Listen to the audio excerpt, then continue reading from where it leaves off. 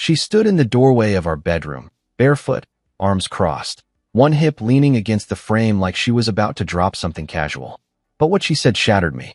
I need some space, babe. That word, space, hit me like a gut punch.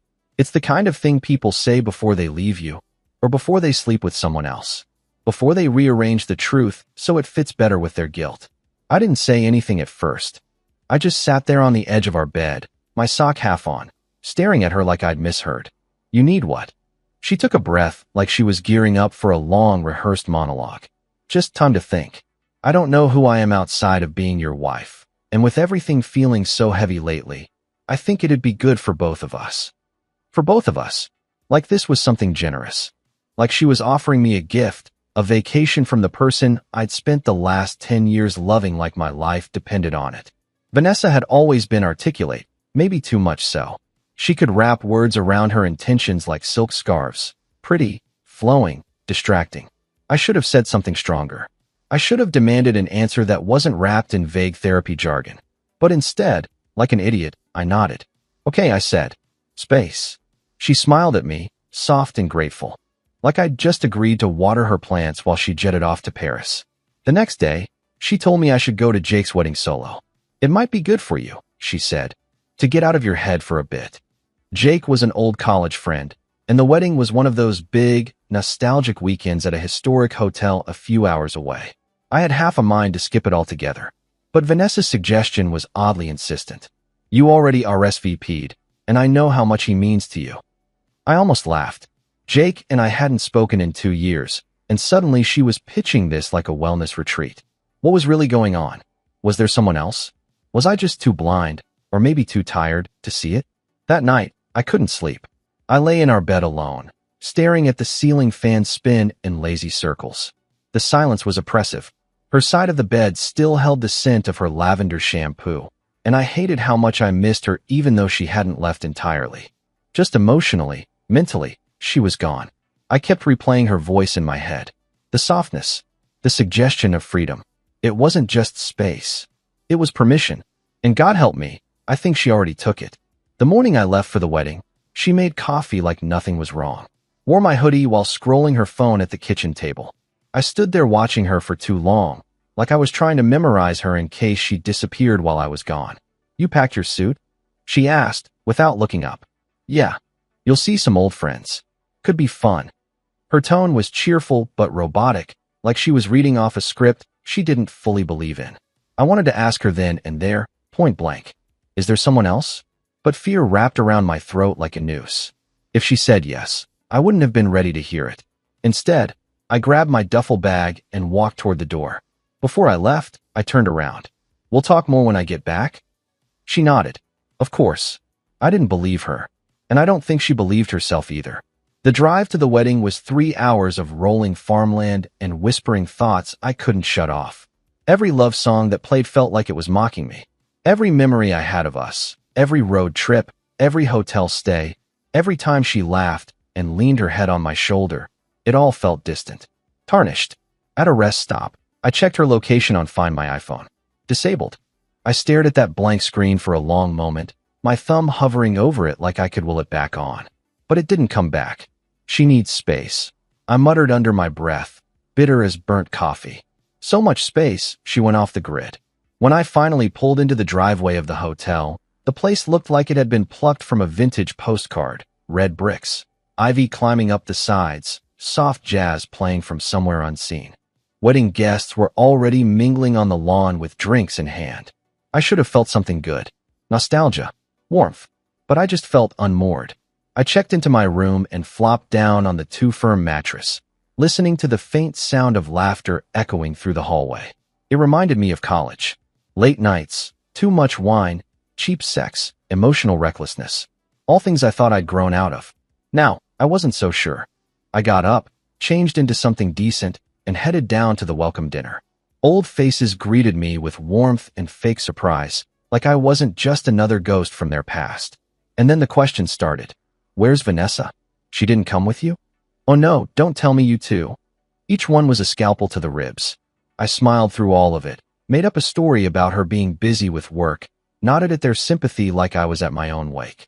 Later, I stood near the edge of the reception hall, sipping a drink I barely tasted, wondering if it would be too rude to leave early. Go back to the room. Be alone with my thoughts. That's when I heard it, her name. Wait, is that Claire? I turned toward the doorway, and there she was. The moment I stepped into the main ballroom of the hotel, I was swallowed by a haze of nostalgia and soft lighting. It wasn't the kind of place where you came to start over. It was where you came to remember. Arched ceilings, candlelight flickering off old chandeliers, the faint hum of classic jazz bleeding from wall-mounted speakers. The air carried the scent of aged wood and champagne, and somewhere, faintly, a waft of perfume that smelled like someone I used to know. People I hadn't seen in 10, maybe 15 years milled around, champagne flutes in hand, all smiles and good posture. They'd grown older, a little softer around the edges, but still recognizable, like photos you'd kept in your wallet and flipped through on lonely nights. I was just standing by the bar, trying to decide whether the bourbon would hit better than the scotch, when I heard it again. Hey, where's Vanessa? I figured she'd be glued to your side. That came from Rick Jensen, old track team buddy, now slightly balding and built like a man who still did 5 Burmese shots just to prove a point. He clapped a hand on my shoulder like we were still college roommates. She couldn't make it, I said, swallowing back the bitterness like it was acid. Work stuff. Rick's eyes crinkled, and he nodded, but there was something knowing in it. Something that said I don't believe you, but I'll pretend I do because we both know this isn't the place for honesty. I moved through the room like a ghost, smiling on cue, raising glasses, making forgettable small talk that barely touched the surface. But underneath, everything burned. Vanessa's sudden coldness, the void she left behind in our bed, the feeling that I was here not to celebrate Jake's marriage, but to mourn the slow death of my own. I nearly slipped out twice. Both times, I made it to the hallway. The second time, I actually made it to the elevator, thumb hovering over the button for my floor when I heard someone say it again, this time from a woman behind me. Wait, is that Claire? I turned, and the air punched out of me. She was standing just inside the entrance to the ballroom, framed perfectly by the arched double doors like a memory summoned from a decade ago. Claire, my prom date, my what-if girl, the one who slipped away so quietly I barely noticed until I'd already let her go. She looked older, of course, but beautiful. The kind of beautiful that doesn't try, shoulder-length dark blonde hair falling naturally, a soft navy dress that hinted at curves but didn't beg for attention. Confidence radiated from her, but it was quiet, like she'd grown into herself without ever needing to perform. Her eyes swept the room, not frantic, just searching. Then they landed on me, and she smiled. It was like no time had passed. I felt my chest tighten. She crossed the floor slowly, like she knew I'd be standing there. Like she expected me. God, she said, stopping just close enough for me to smell her perfume. Vanilla, lavender, something warmer underneath. You look the same, maybe a little more tired. I laughed, the tension breaking for the first time that night. And you, I said, you look like someone who figured her life out. She raised an eyebrow. You mean the divorce, the toddler, or the fact that I still drink boxed wine some nights? Definitely the boxed wine. That's the mark of an evolved soul. She laughed, and the sound of it hit me like a song I used to love but hadn't heard in years. We stood there for a few moments, just looking at each other, as if we were both counting all the things we never said back then. So she said, "Where's Vanessa?" There it was, that inevitable question. I stared into my drink. She's at home. Said she needed some space. Told me I should come alone. Claire didn't look surprised. She didn't say I'm sorry. She just nodded slowly, like she'd heard that story before, maybe even lived it. Well, if you're flying solo, she said, want to have a drink? I'm here alone too. The other divorcees all formed a pack earlier, but I lost them after someone mentioned karaoke. I followed her back to the bar. The drinks started slow. 1 whiskey for me, a glass of Merlot for her. We found a quiet corner of the lounge off the ballroom, dimly lit, half empty, music soft enough that we didn't have to shout. We talked about old classmates, about how Jake had somehow become a grown-up, about our careers, our families. Then things got real. She told me about the divorce, how it wasn't messy so much as numb. We just stopped talking. He stopped touching me. I stopped caring. We both sort of vanished while living in the same house. I told her about the space Vanessa asked for, how it wasn't the first sign, but it was the first I couldn't ignore. She used to hold my hand in her sleep, I said quietly. And one day, she just stopped. Claire's eyes softened, and for a second I thought she might reach out and touch me. Instead, she just took another sip of wine and said, "That's how it ends, isn't it?" Not with screaming, with silence. It was nearly midnight when we stood to leave the lounge. "I should head up," she said. "My son's with my parents." I promised I'd FaceTime him in the morning and pretend I didn't drink too much. I smiled. "How old is he?" "4. His name's Eli. Best thing I ever did." I felt a surprising warmth in my chest. "You seem like a great mom." Claire stepped closer. "And you seem like a man who needs to feel something again." That hung in the air between us. Undeniable, but still respectful. "I didn't expect to see you," I admitted. "But I'm really glad I did." "Me too," she whispered. We stood in the hallway outside her room for a long moment, neither of us quite ready to say goodnight. "Tomorrow," I said, "dance with me, for old time's sake." She smiled. "It's a date." Back in my room, I lay on the bed fully clothed, the taste of bourbon still on my tongue, her perfume still in my lungs. And for the first time in weeks, I didn't feel rejected. I felt seen. I didn't sleep much. Even with the hotel's 1,000 thread count sheets and pillows that probably cost more than my monthly car payment, my body refused to shut down. It wasn't just the ghost of Vanessa's absence haunting the other side of the bed. It was Claire. Her laugh, her eyes, her calm presence beside me in the lounge. The way her voice dropped when she said, "You seem like a man who needs to feel something again." God. I laid there in the dark, staring at the ceiling, listening to the hum of the ancient radiator kick on and off in the corner. I could still smell her on my shirt. Faint lavender, red wine. Something that reminded me of a time when affection wasn't complicated. She had aged, sure. We both had. But while time had chipped away at some people, it had refined Claire. She wore her confidence now like a second skin, subtle but unshakable. Her divorce hadn't made her bitter, at least not on the surface. It had made her honest. Honest in a way Vanessa hadn't been in years. The sun came up slower than I needed it to. I gave up around 6:30 and pulled on a sweatshirt and jeans, figuring I'd find some terrible hotel coffee to fill the void. The lobby was still mostly empty. A few early risers, a man in a wedding tux half unbuttoned slumped in an armchair, someone's grandma knitting near the fireplace. The air outside was crisp, December biting through your jacket cold. I stepped out and walked the perimeter of the hotel grounds. The gardens had long since given up on pretending to be alive this late in the year, but the skeletons of rose bushes and hedgerows still gave it an eerie kind of charm. It was peaceful, in a haunted sort of way. By the time I got back inside, people had begun to stir. There was talk of brunch, of rehearsal schedules, of seating charts, and dress emergencies. I avoided most of it, moving like a ghost again, hovering near the edges of conversations I wasn't part of. I was only here out of loyalty to a version of Jake I hadn't spoken to in 2 years. I had no place in the drama of other people's big day. Then I heard someone say her name. Claire's probably still upstairs, FaceTiming Eli. I glanced toward the grand staircase. My feet moved before I gave them permission. Room 308. She'd mentioned it casually last night. No intention of secrecy. Not an invitation, but not a boundary either. I hesitated outside her door. What was I doing? This wasn't a romantic comedy. There was no guarantee she'd even open the door, or that she hadn't changed her mind overnight. Maybe the wine made everything softer. Maybe today she'd remember why people like us didn't chase old sparks. I lifted my hand and knocked. A pause, then the sound of the lock turning. The door cracked open, and there she was, Claire in the doorway. No makeup, hair slightly tousled, wearing an oversized t-shirt that read Mama Bear, and a pair of black leggings that hugged her hips in a way that made it very difficult to keep my thoughts pure. She blinked twice, then smiled.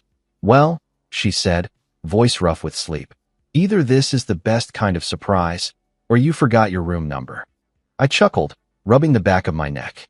I was just out walking. Thought I'd say good morning. She leaned against the frame, arms crossed, playful. "You sure it wasn't just an excuse to see if I looked this good without makeup?"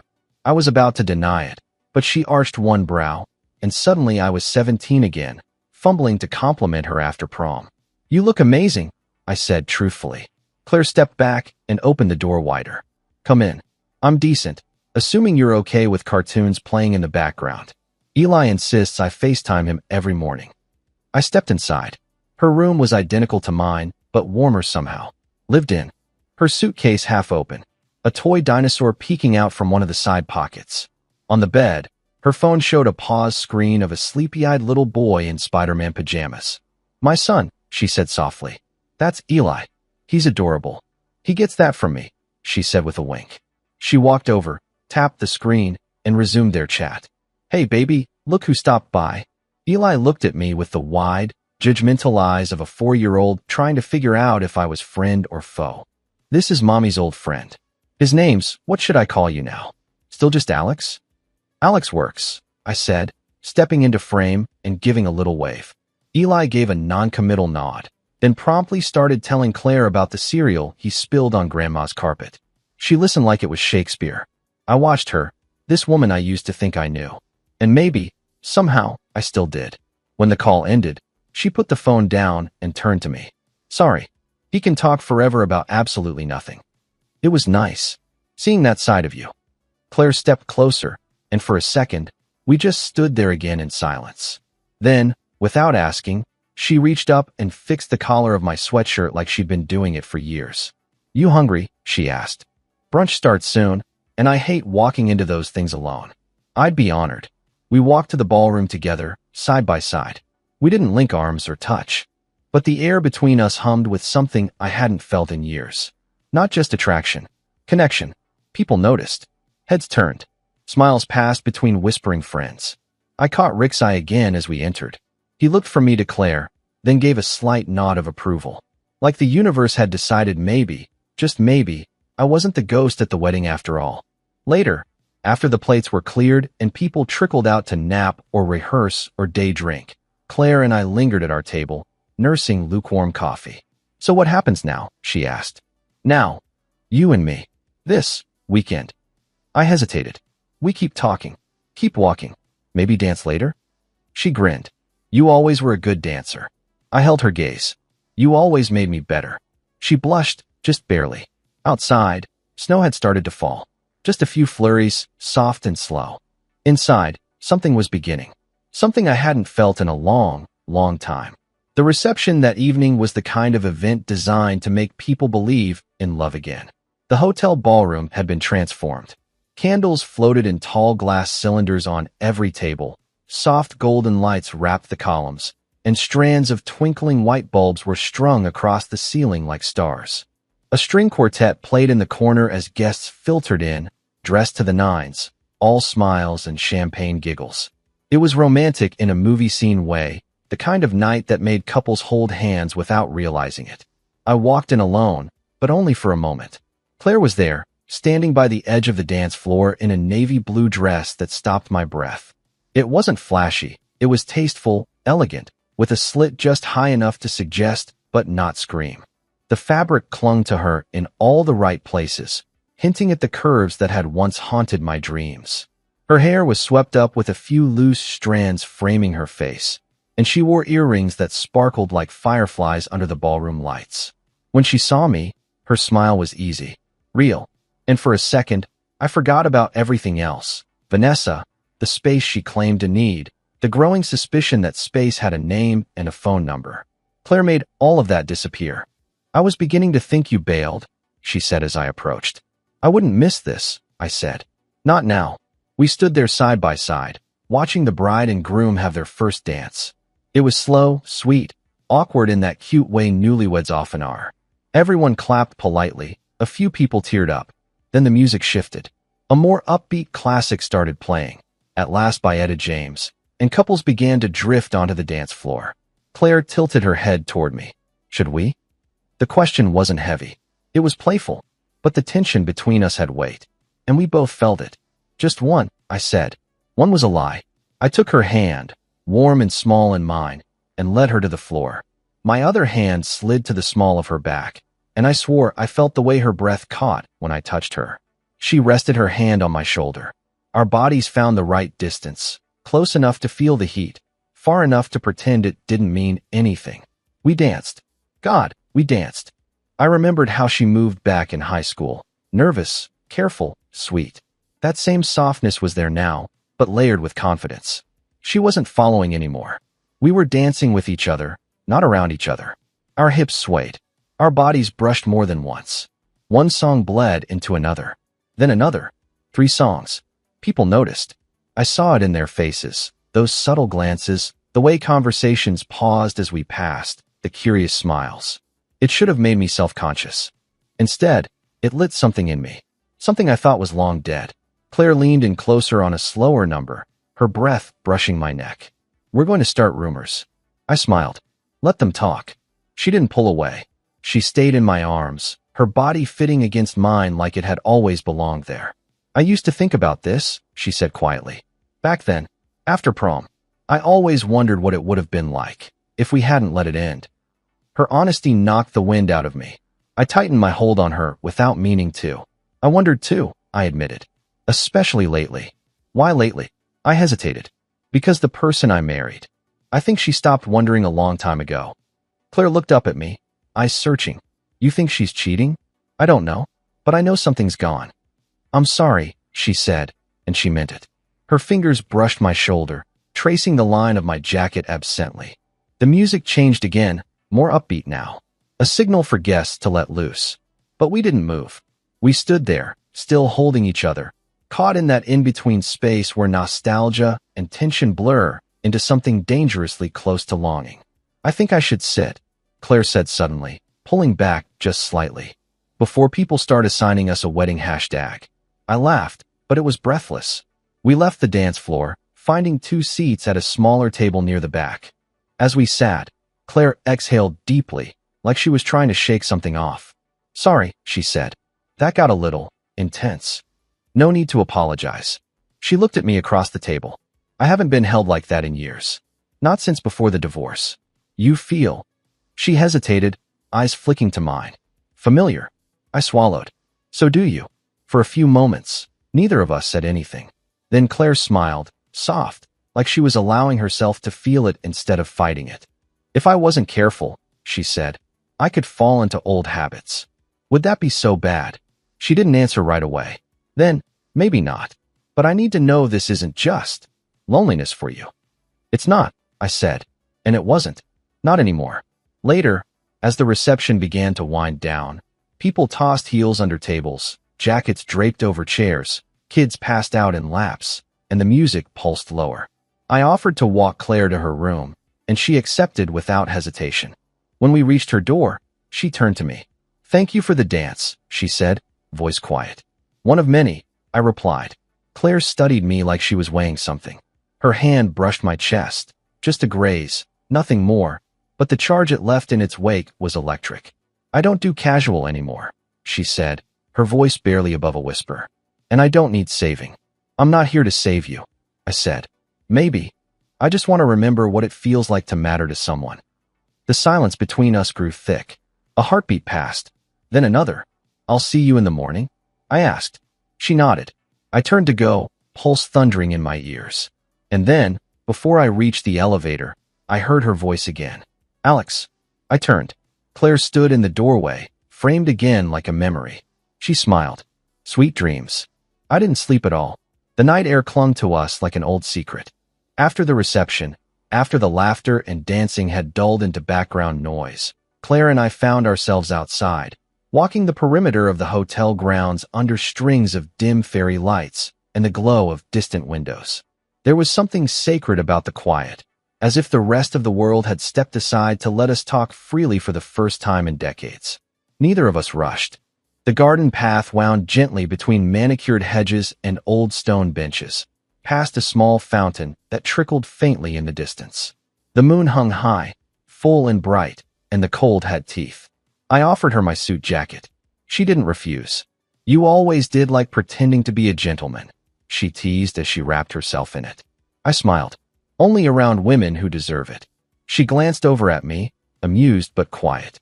I could see the pink of her cheeks, the way the cool air lit her skin, made her eyes shimmer with that mix of curiosity and nostalgia.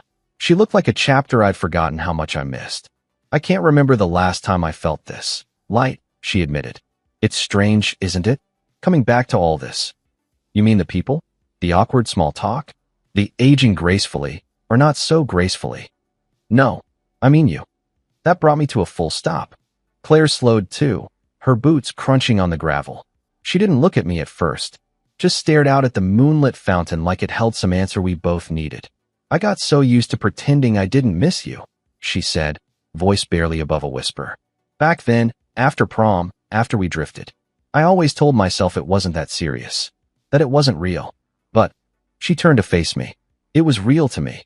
The silence that followed felt louder than anything I'd heard all night. My heart thudded, the air thick in my chest. It was real to me too, I said. I don't think I ever stopped thinking about you. Even after I met Vanessa. Even after the wedding. Some nights I'd just wonder what you were doing. She smiled, but it was tinged with sadness. And now here we are. A pair of grown-ups who danced too long at a wedding, trading regrets like their party favors. I laughed, but it came out tight. Maybe. Or maybe we're just remembering something we weren't ready to forget. A breeze kicked up, and instinctively, she stepped closer into the warmth of my body. Her hands clutched the lapels of the jacket I'd draped around her, and her eyes stayed locked on mine. She smelled like wine and vanilla, and something inherently feminine. The kind of scent that doesn't just linger on your clothes, but in your bloodstream. I should feel guilty, I murmured, my voice low. Why? She asked. You haven't done anything wrong. Not yet. That hung in the air, brittle and delicate. Claire's hand found mine. Fingers laced slowly, naturally, like they remembered each other after all this time. She let out a breath, steady but deep. Do you want to sit? I nodded. We found a stone bench nestled between two overgrown boxwoods. She sat first, pulling her knees up just slightly and wrapping the jacket tighter around her. I sat beside her, not quite touching, but so close I could feel the heat of her thigh near mine. I got married too young, she said. We were 23. He was safe, steady, boring. But after everything I'd seen growing up, boring felt like a good bet. And now, she looked up at the sky. Now I wish I hadn't played it so safe. I hesitated before asking, was he good to you? For a while, until he got tired of being the only one trying. Then he stopped trying too.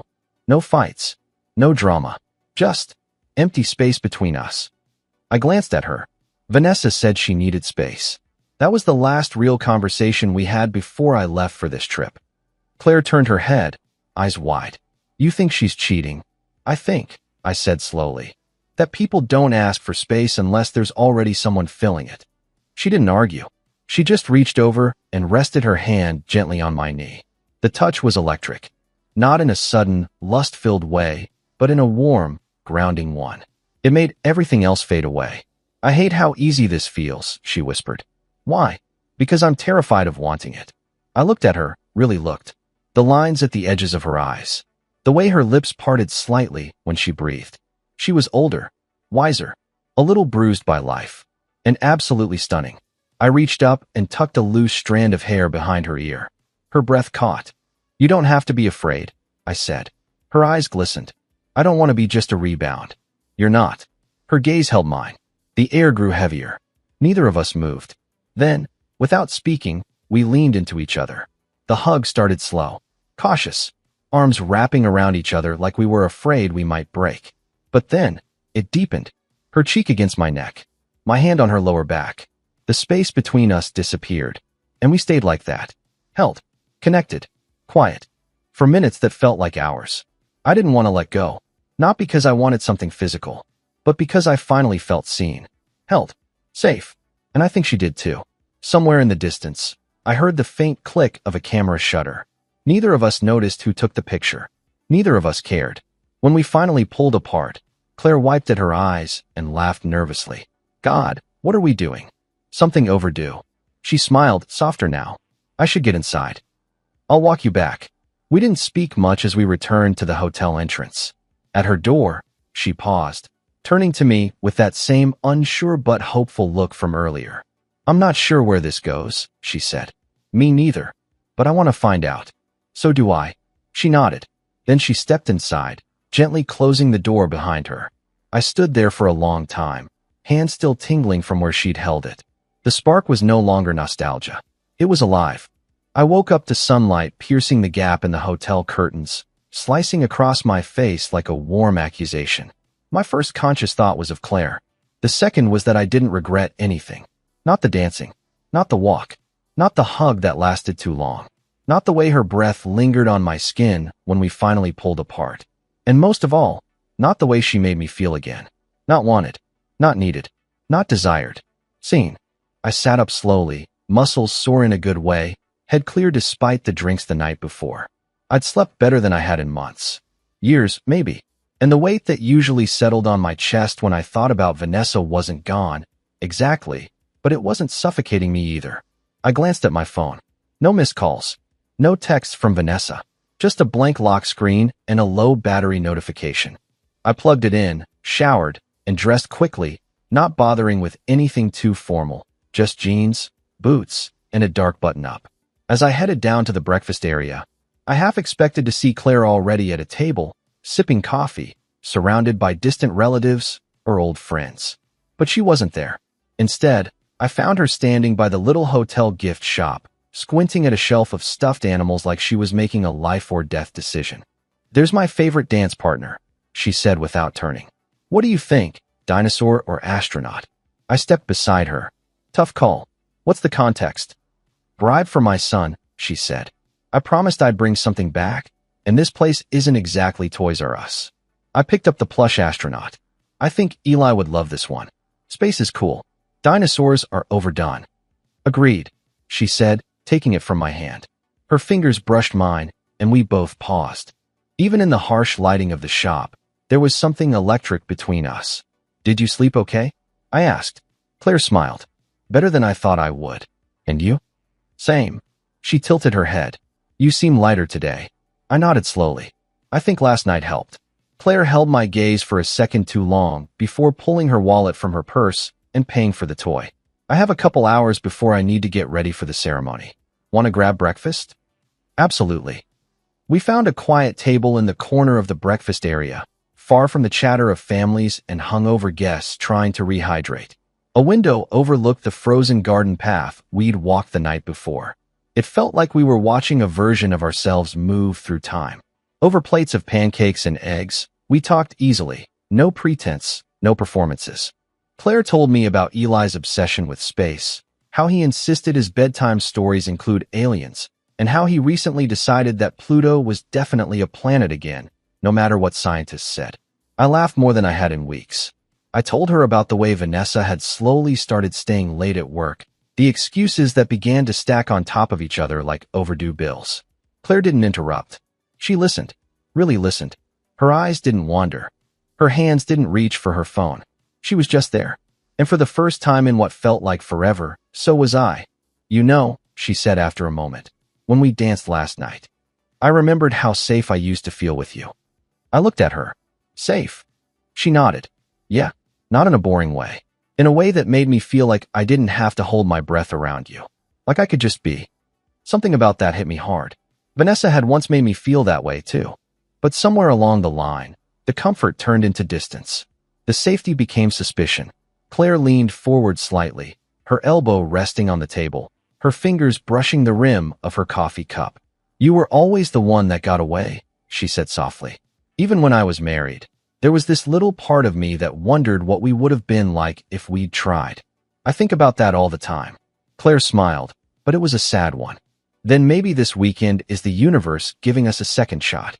I didn't answer right away. I reached out instead, placed my hand over hers. She didn't pull away. "I don't know what happens when I get back home," I said. "I don't know what Vanessa is going to say, or do, or confess. But I know that being here with you, it's real. It feels like the first real thing I've had in a long time." Claire's eyes shimmered. She didn't cry, but I could see how close she was to it. We sat there like that for a while, neither of us touching our food, hands entwined, letting the rest of the room melt away. Later, we wandered the halls of the hotel like teenagers skipping class. We stopped at old framed photographs from the hotel's history, speculated about the people in them. She made up elaborate backstories. I played along. We found a little fireplace lounge no one was using and curled up on opposite sides of a velvet love seat, legs stretched out, feet touching. We didn't kiss. We didn't do anything that could be twisted or regretted. But emotionally, we crossed that line a long time ago. Just before we parted ways to get ready for the wedding ceremony, Claire reached into her purse, pulled out the astronaut toy, and handed it to me. Hold on to this for now, she said. Why? Because I want to see you again before I go. And this guarantees you won't avoid me. I laughed, tucking the toy under my arm. That's a pretty sneaky strategy. She winked. Motherhood makes you resourceful. As she turned down the hallway toward her room, I watched her go, heart pounding for reasons I couldn't quite explain. This wasn't just some flirty reunion. Something was waking up inside me. Something that had been asleep for far too long. Weddings have a rhythm, ceremony, pictures, dinner, dancing. But between those beats is the lull, that slow stretch of time when nothing's expected of anyone. The afternoon sun cast lazy beams through the high windows of the hotel, and guests scattered. Some napped, some brunched again, others drank quietly on the terrace. Claire texted me at 2:07 p.m. You busy? I've got an idea. I hadn't seen her since breakfast, but she'd been on my mind every minute. I was still carrying Eli's astronaut toy in the inside pocket of my jacket, a tether to something that felt fragile and unexpectedly important. Not busy. What's the idea? I replied. Her response came with a pin drop of a nearby lake, just outside town, followed by, let's get lost for a couple hours. Just us. Like old times. You in? I didn't hesitate. I'm already in. Room 315. 5 minutes. The drive was short, just 15 minutes out of the city limits, but it felt like we were slipping into a different world. Claire rode shotgun, boots up on the dash, sunglasses on, hair pulled into a loose bun that had 1,000 strands trying to escape. She looked casual, confident, like the version of her that once laid next to me under the stars in her backyard senior year, asking if I believed in fate. The lake was tucked behind a grove of pines, private enough to feel like a secret. There was a small dock, a few weathered canoes, and a rental kiosk that looked like it hadn't been updated since 1995. We picked a two-seater and launched ourselves out onto the water with more optimism than technique. The lake was glassy and still. The trees whispered. No people, no expectations, just the gentle rocking of the canoe beneath us and the rhythmic splash of paddles cutting through water. I can't believe we're doing this, Claire said, laughing as I tried, badly, to steer around a half-submerged log. You were always terrible at this kind of thing. I wasn't that bad, I protested. Alex, you tried to canoe backwards once. Literally paddled in reverse for 20 minutes. I was conserving energy. Sure, she said, flashing a grin that hit me straight in the chest. We drifted to the center and let the canoe rock gently in place. The silence between us wasn't awkward. It was full. Waited. It was the kind of quiet you only shared with people who knew your history, who didn't need small talk to fill space. Claire let her hand dangle over the side, fingers grazing the surface. This is the kind of thing I always dreamed of doing with someone who actually saw me, she said softly. Not because it looks good on Instagram. Just because it's peaceful. I see you, I said. She looked at me. I always did, I added. Even when we were kids. You were the most vivid person in the room. Claire didn't say anything right away. Then she slid her sunglasses up onto her head and met my gaze fully. That's the thing about you, she said. You make people feel real, like you remember things they forgot about themselves. I remember everything about you. She gave a soft, surprised laugh, but it cracked at the edges. That shouldn't hit me as hard as it does. I'm glad it does. There was a stillness in the boat that had nothing to do with the water. Something shifted in the air, an emotional gravity pulling us closer. She leaned forward slightly, her knees touching mine now. I spent so long just surviving, she whispered. And you make me want more. I could have kissed her then, and maybe I would have.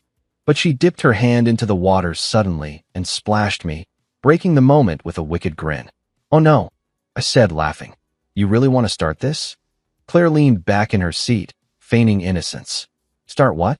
I'm just enjoying nature. You're impossible. You used to like that.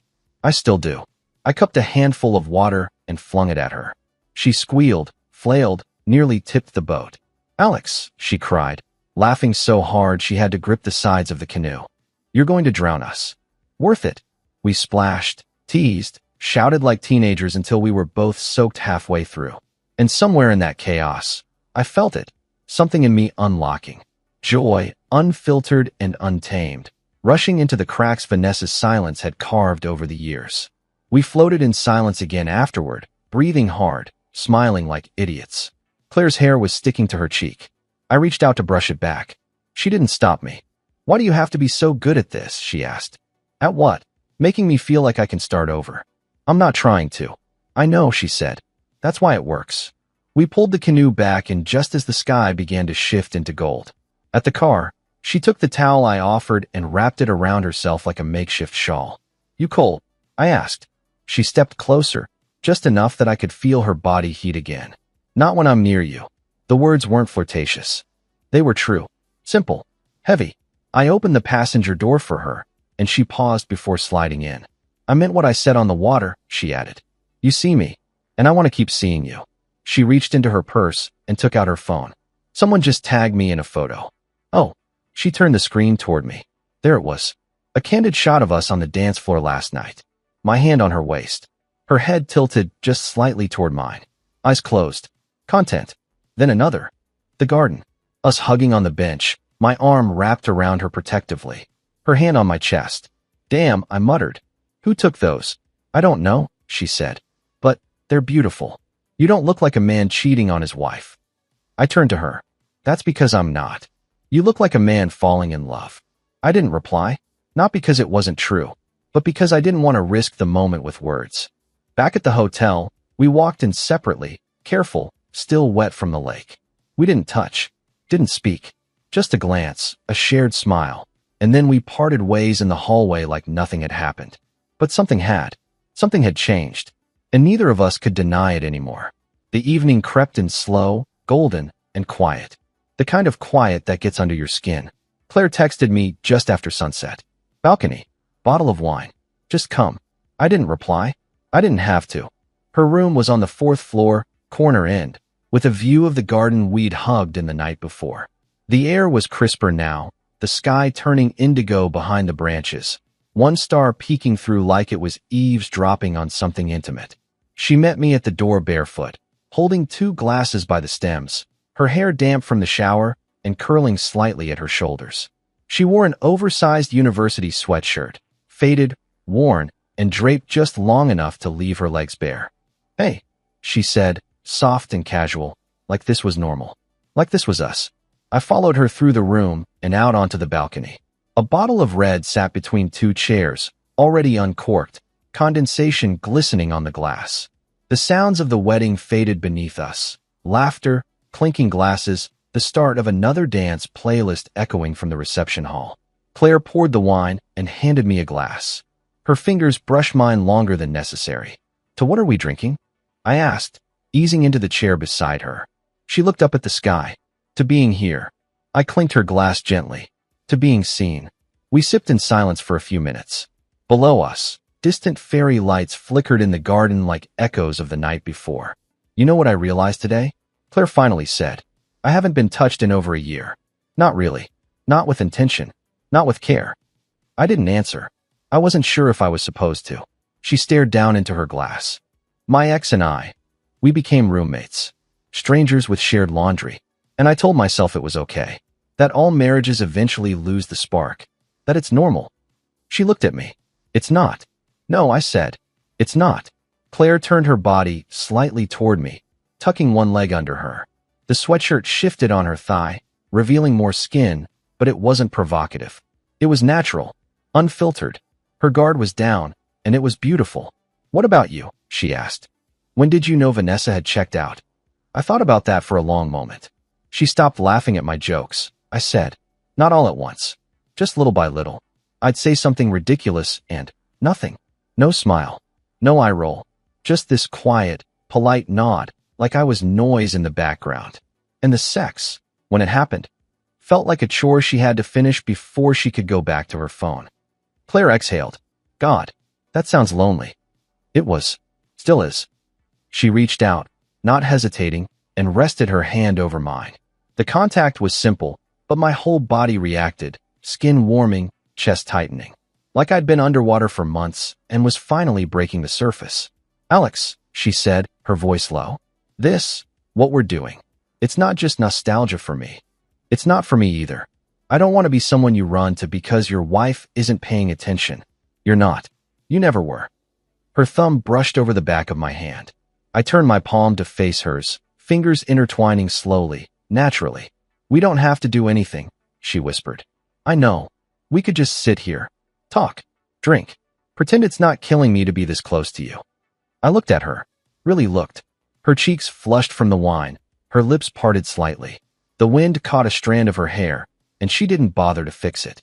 Her bare leg, her fingers in mine, the heat radiating between us.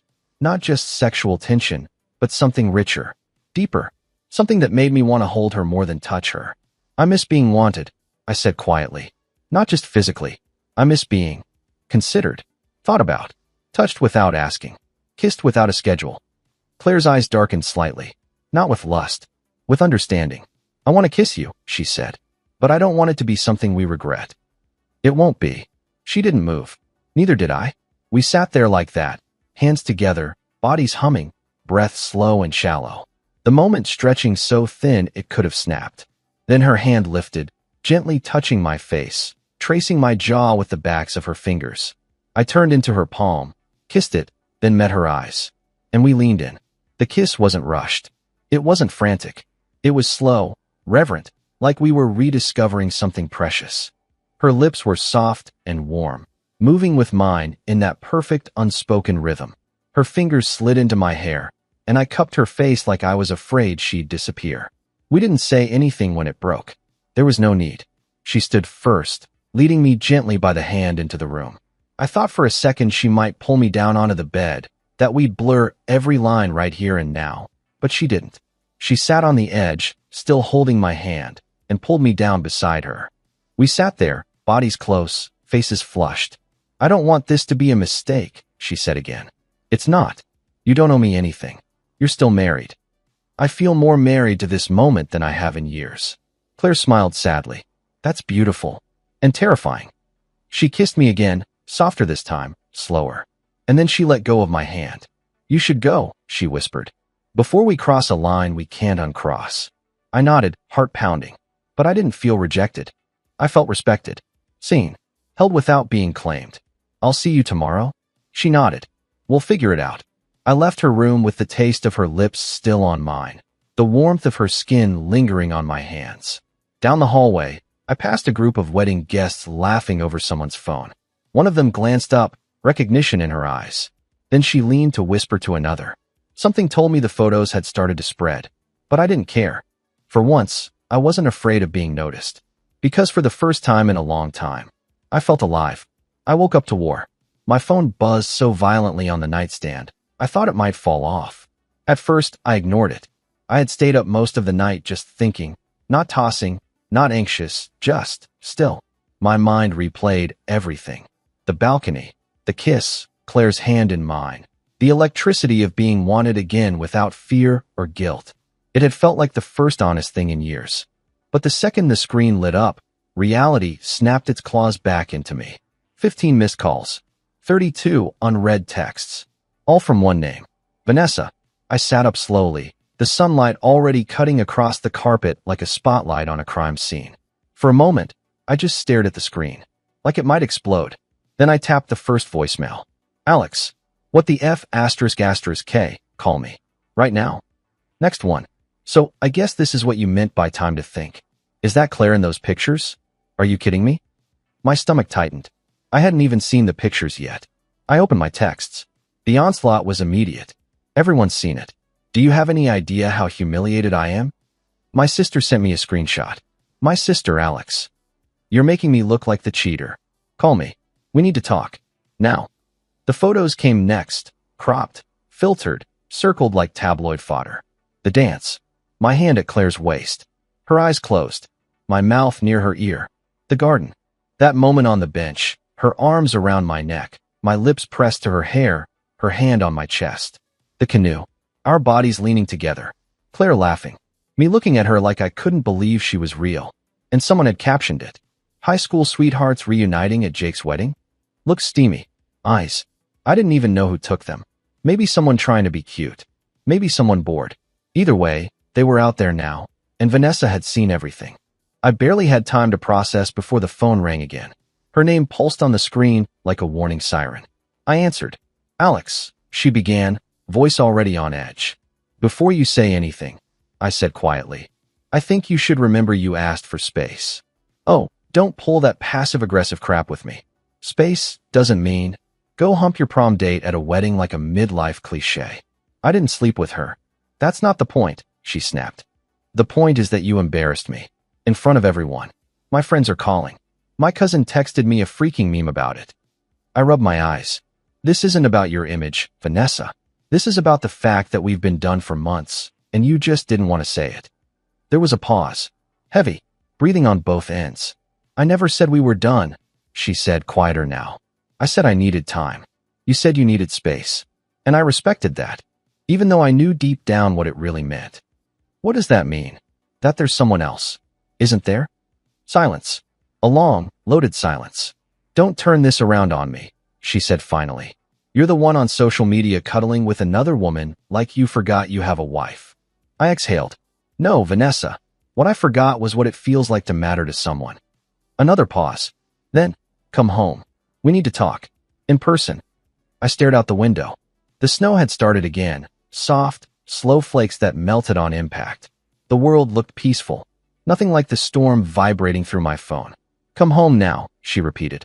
I don't know if I want to, I said. What the hell does that mean? I don't know if this, us, is salvageable, or if it's even worth salvaging. Alex, don't do this. Please. Come home. We can talk. Work through it. Close the marriage again. Start fresh. I blinked. Close the marriage? I said I made a mistake, didn't I? No, I said. You never actually said that. She was quiet again. Well, I'm saying it now.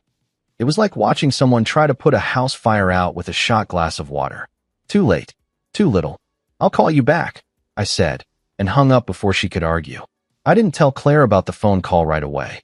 She met me later in the lounge, sitting on a velvet armchair, legs tucked under her like we were already deep into the kind of comfort most people only build over years. You okay? She asked, looking up from a paperback. Define okay. She patted the seat beside her. I sat down. Vanessa saw the photos, I said. Claire nodded slowly. I figured. She called. Yelled. Accused. Told me I embarrassed her. She didn't ask how you're feeling? No. She just wants me to come home. Claire looked down at her hands. And do you want to? I didn't answer right away. Instead, I reached into my pocket and handed her the plush astronaut I'd been carrying for days. I believe this belongs to you. Claire looked at it like it was sacred. He'll love this. He's not the only one. She glanced at me, eyes searching, soft. I don't know what happens next, I said. But I know I don't want to walk away from you. Her hand found mine again. Then don't. Later that night, I lay awake in my room, staring at the ceiling while the hotel heater clinked and hummed.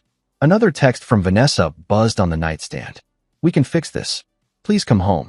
But I didn't reply, because for the first time in a long time, I wasn't rushing to fix what was broken.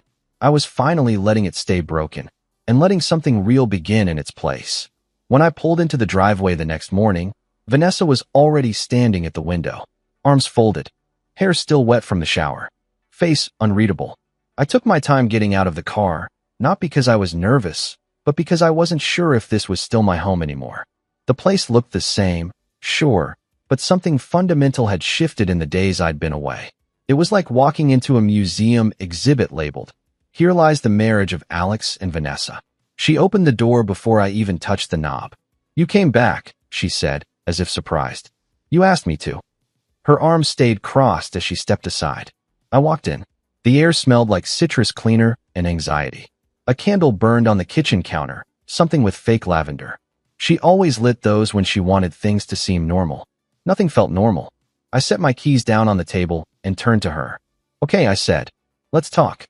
She stood in the middle of the room, eyes scanning me like she was looking for damage. You've changed. In 4 days. She shrugged. You're quieter. Maybe I just ran out of things to say. That landed. She shifted her weight. I'm sorry, okay? For asking for space. For how I handled things. I got overwhelmed. I didn't know what I needed. But you knew it wasn't me, I said, voice low. Vanessa winced. That's not fair. No? You asked for distance without explaining why. You wanted to breathe, be alone, figure yourself out. And I gave you that. I respected your request. and you used it as an excuse to run to Claire. I held up a hand. No, don't twist this. I didn't run to Claire. We reconnected, yes. But what happened between us wasn't a betrayal. It was the result of a marriage that's been emotionally bankrupt for over a year.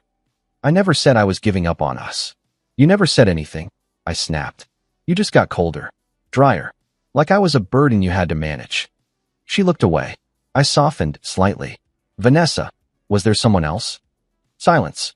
I need to know. Finally, she exhaled through her nose and sat on the edge of the sofa.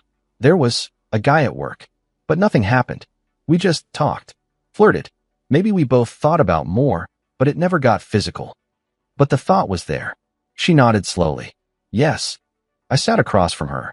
My chest felt tight, but not because I was angry, because I wasn't. That part of me had burned out. What remained was something colder, more final. So when you said you wanted the marriage closed again, what did you mean? She looked up. Her eyes were glassy now. I want to work on this. I want us to be okay again. Why now? Because I saw you, she said, voice barely above a whisper. With her, the way you looked at her, the way she looked at you.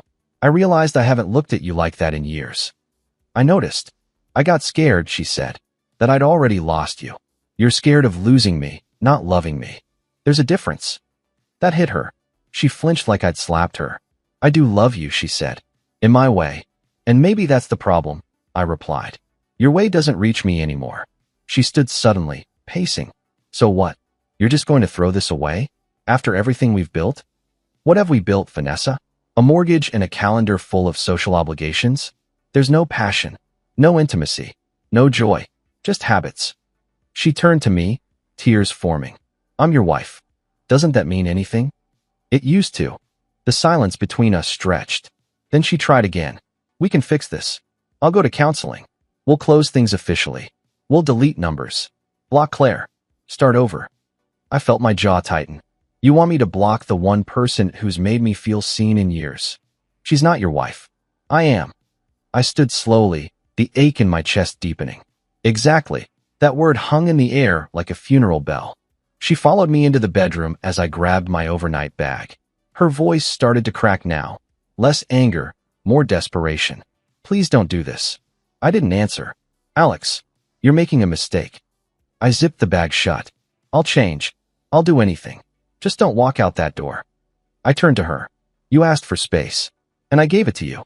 And in that space, I realized I've been disappearing a little more each day, shrinking, folding myself into the shape of someone you could tolerate. I don't want to be tolerated anymore. She stepped forward, grabbing my wrist. Tears finally fell. I'm begging you. I didn't pull away. I looked at her for what felt like the last time. You're not a villain, Vanessa, and I'm not innocent. But we've been living in a half marriage, pretending, dying slowly. She said nothing, just stood there, gripping me like I might vanish. I leaned in, kissed her on the forehead, tender, gentle, final. Then I walked out the door. The drive back to the hotel was quiet. Snow fell in soft flurries again, coating the highway in a thin white sheet. Each mile that passed felt like shedding weight, like shaking off a skin that no longer fit. My fingers tingled on the steering wheel. I didn't know what I'd say when I got back. Didn't know if Claire would even open the door. But I knew one thing for certain. I wasn't walking backward anymore. I was heading toward something honest. Something real. The hallway looked different this time. Same faded carpet. Same flickering light over the vending machine. Same number plaque on the door, 417. But everything felt heavier now. Like the air knew this wasn't just a knock on a door. It was a knock on possibility. On risk. On choice. I stood there, heart punching my ribs, hand hovering midair. My fingers didn't shake, but they felt strangely numb. What do you say when you're standing between who you were and who you're about to become? You knock. So I did. Once. Then again. A pause. Then I heard it. Soft footsteps, a muffled shuffle from inside. My breath held itself hostage. I imagined her standing on the other side, her hand just inches from the knob, deciding whether to open the door or not. Whether this was a hello or a goodbye. The lock turned. The door cracked open. And there she was. Claire. Hair pulled back in a messy twist. Eyes soft. No makeup. Wearing an oversized cardigan and black yoga pants. Barefoot again like before. She blinked up at me, confused for a heartbeat. Then recognizing the weight I carried in my expression. You came back, she said. I nodded. You opened the door? I said. A smile tugged at the corners of her mouth, shy and unsure. I wasn't sure you would. I wasn't sure you'd want me to. She stepped aside, and I entered. Her room was dim. Just the warm glow of a bedside lamp, a half-empty glass of water on the nightstand, a paperback on the bed flipped upside down to save her place. It smelled faintly of her perfume and something floral, like lavender and memory. She closed the door quietly behind us. I set my bag down without a word. Claire stood in the middle of the room, arms folded, not guarded, just grounding herself. Did you talk to her? She asked. I nodded. I did. And she wants to fix it. She wants to close the marriage again, delete your number, pretend this never happened. Start over. Claire didn't look surprised, just quietly sad. And what do you want? I stepped closer. I want to stop pretending I'm okay being invisible. Her throat moved as she swallowed, her arms loosening slightly. I want to wake up next to someone who sees me before they check their phone. I continued. I want late-night wine on balconies and slow mornings that don't feel like obligations. I want laughter that's real. I want the way you look at me to not feel rare. Claire's eyes filled, but she blinked quickly. Alex. I told her no, I said. Claire exhaled. I told her I couldn't unfeel what I felt this weekend. That going back to that version of our marriage would be like lying to both of us. And I won't do it anymore. She took a step forward. Then another. Are you sure? No, I said honestly. I'm terrified. But for once, I'm not letting that stop me. Claire reached for my hand. Slow, careful, and when our fingers met, it was like something clicked into place. Where does this go? She asked, eyes searching. I don't know, I said, but I'd rather find out than live the rest of my life wondering. She nodded, and for a moment we just stood there, hand in hand, hearts exposed. The silence wasn't heavy anymore. It was grounding. I don't want to be your rebound, Claire whispered. You're not, I said, stepping closer. You're the one I should have never let go. Her hand reached for my face then, fingertips brushing my cheek, thumb trailing lightly over the corner of my mouth. She kissed me like she had on the balcony, slow, intentional, full of the weight of everything we'd both been missing. And I kissed her back with everything I didn't know I still had in me. We didn't fall into bed right away. We lay on top of the covers, side by side, fully clothed, just holding each other and listening to the silence between our breaths. At one point, Claire laughed softly. What? I asked. This all feels so absurd, she said. A high school reunion, a wedding, a canoe, and now you're in my bed. I smiled. It's not absurd. It's overdue. She nodded against my chest. I don't expect this to be perfect, she said after a while. I have baggage. A kid. An ex who still shows up uninvited. I have all of that too. Minus the kid. She tilted her head, chin resting on my chest, eyes peering up. We're really doing this. We are. Claire sat up, pulling the comforter over us. I guess we'll need to figure out a lot of things. I looked at her. Like what? Where we live. How we take things slow without screwing it up. How to explain this to Eli. I took her hand again. We'll figure it out. A pause. Then I added, together. Sometime after midnight, she fell asleep beside me. I lay there awake for a while longer, staring at the ceiling in the soft darkness, thinking about what it took to get here. The slow erosion of a marriage. The unexpected return of a spark. The terrifying leap into the unknown. And the quiet miracle of someone opening the door. In the morning, I'd text Vanessa to let her know where things stood. I'd probably start with, thank you for asking for space. It helped me understand what I really needed. It wouldn't be kind or cruel, just honest. And in time, I hoped she'd see it wasn't about replacing her. It was about rediscovering me. For now, I reached over and brushed a strand of hair from Claire's cheek. She didn't stir, but she smiled. And I knew I had made the right choice at the door.